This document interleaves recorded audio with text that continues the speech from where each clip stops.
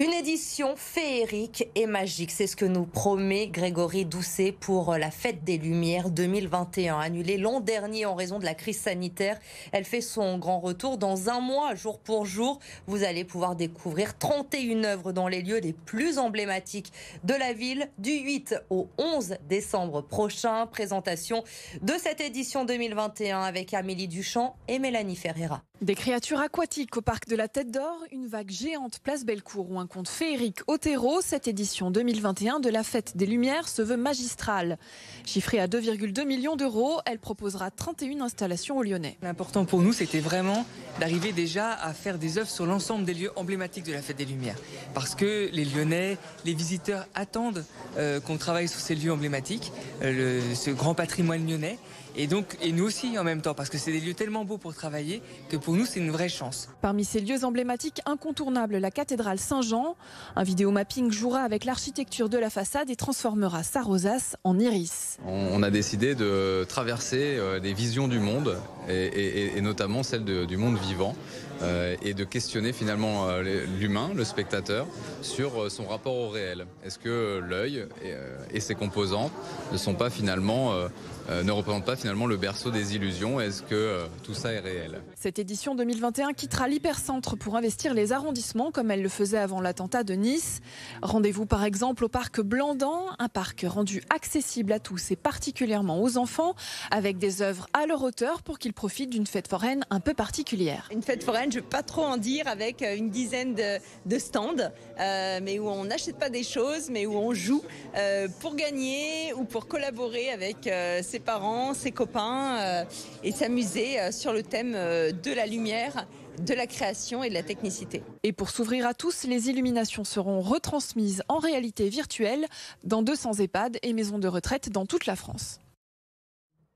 Les vacances scolaires se sont terminées ce matin. Et si dans le Rhône, les élèves ont repris le chemin de l'école avec le même protocole sanitaire qu'avant les vacances, c'est-à-dire avec l'obligation de porter le masque dans les classes, et bien à quelques kilomètres seulement de Lyon, dans l'Ain, les enfants, eux, ont dû là-bas penser à bien remettre le masque dans les cartables. Reportage de Jérémy Pain et Mélanie Ferreira. Une semaine seulement et il fait déjà son retour dans les cartables. Le port du masque est de nouveau obligatoire dans les salles de classe, au grand désespoir des 406 élèves de cette école et de leurs parents. Je me suis dit non, c'est nul parce que c'est moins bien. Tu respires moins bien déjà et ça gratte aussi des fois quand tu le mets longtemps.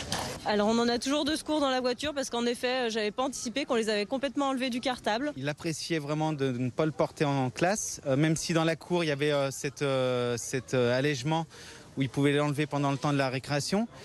C'est vrai que voilà, c'était agréable en classe, maintenant il faut le remettre, et on le remet. Le protocole sanitaire de la rentrée de septembre fait son retour. Dans les cours de récréation, les classes ou les groupes de niveau ne peuvent pas être mélangés. Des habitudes que les professeurs aimeraient pourtant oublier. Maintenant, ça fait partie, on va dire, malheureusement de notre fonctionnement. On sait qu'avec cette pandémie, on risque d'avoir des phases plus sympathiques pour nous, en termes d'organisation et pour les élèves, bien évidemment. Et puis des phases qui seront plus délicates. C'est compliqué, d'autant plus compliqué par rapport à tout ce qui est apprentissage, lecture, expression orale, où là c'est délicat d'avoir des ressentis sur les expressions et puis la lecture de tout ce qui se passe au niveau du visage. Le taux d'incidence dans l'Ain se situe à 71 cas pour 100 000 habitants, légèrement plus élevé que dans le Rhône où le masque a toujours été obligatoire à l'école. La mobilisation se poursuit à l'hôpital de Givors. Les urgences sont fermées de 20h30 à 7h30 le matin depuis une dizaine de jours maintenant. Les patients doivent donc se diriger vers les hôpitaux de Vienne et de Lyon-Sud. La raison, le manque de personnel. 2 postes de médecins sont toujours à pourvoir. On avait quand même pas mal d'activités sur le bassin puisque les gens sont en situation précaire. Donc en règle générale, ils n'ont pas l'occasion ni d'aller sur Lyon-Sud ni d'aller à Vienne. Donc on a quand même beaucoup de passages sur la nuit, surtout qu'on gère aussi les entrées de la maternité. Donc nous, on avait quand même une activité qui était quand même assez importante. Les autres structures sont dépassées aussi par notre fermeture. On est nous fermés, Saint-Chamond fermé. C'est extrêmement compliqué à gérer pour la population givardine et pour nous, parce qu'on est obligé de les refuser. La concertation publique lancée par le Citral doit débuter dans les prochains jours, mais le projet de transport par câble dans l'ouest lyonnais divise déjà. Après Sainte-Foy-les-Lyons, c'est au tour de la mairie du 2e arrondissement de Lyon de rendre les conclusions de sa concertation. Lauriane Pellaud, en croire le maire Pierre Oliver, les habitants du 2e arrondissement sont clairement opposés au téléphérique. Oui, Elodie, selon ce sondage, 79% des habitants du 2e arrondissement sont défavorables à l'installation du téléphérique. Alors attention, c'est un chiffre à relativiser puisque seulement 16% des 10 000 habitants consultés dans les quartiers Confluence, Carnot-Perrache et Aîné ont répondu. Mais il en ressort plusieurs tendances. D'abord, l'installation de pylônes n'est pas envisageable. Ensuite, pour la moitié d'entre eux, le gain de temps n'est pas suffisant. Et enfin, ils sont très peu à vouloir utiliser ce transport s'il venait à être installé. Des habitants qui donnent la note de 1 sur 10 à ce projet de téléphérique. Des chiffres que compte utiliser Pierre Oliver, le maire du 2e arrondissement, pour la prochaine concertation du Citral. J'étais déjà opposé au projet de téléphérique, mais j'avais dit je veux d'abord consulter les habitants du 2e pour aussi avoir un avis tranché. L'idée pour nous, c'est de pouvoir justement porter l'ensemble des demandes des habitants du 2e arrondissement dans le cadre de la grande concertation qui va être lancée prochainement par le Citral, et pour porter la voix des habitants sur les questions de sécurité, sur les questions d'environnement, et finalement aussi porter le rejet des habitants du 2e dans le cadre de ce projet.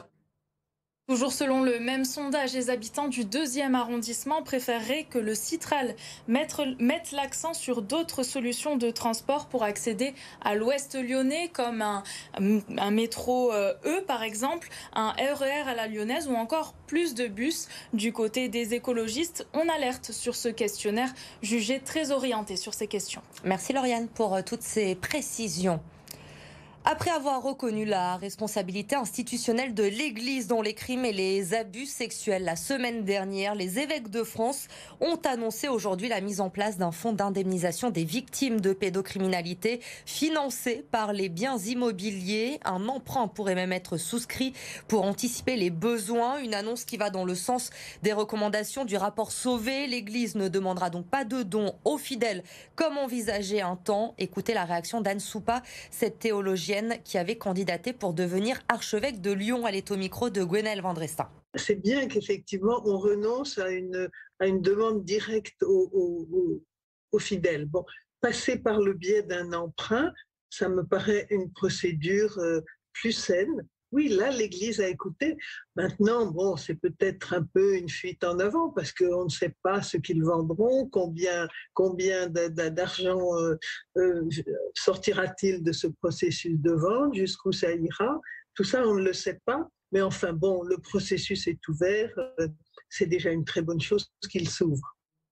Il est italien, mais il fait partie du top 10 des desserts préférés des Français. Eh bien, sachez que le meilleur tiramisu du monde, il est ici, chez nous, à Lyon. Nabil Baghina a remporté le championnat du monde il y a quelques jours et il a livré quelques-uns de ses secrets de son succès à Lauriane Pellaud.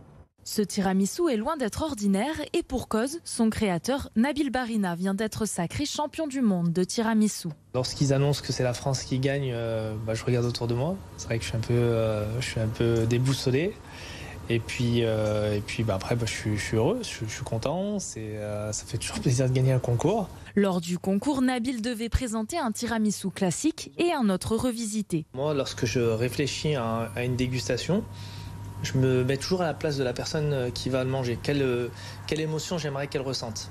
Selon lui, c'est l'originalité de son dessert signature qui a fait la différence. Dans ce tiramisu, il y avait beaucoup de techniques. Il y avait du sucre soufflé, il y avait une préparation de sorbet, il y avait un mélange de fruits frais, il y avait du biscuit. Il y avait énormément de produits dans une seule recette, mais tout était lié. Moi, ce que je cherchais à faire, c'était amener un maximum d'émotions.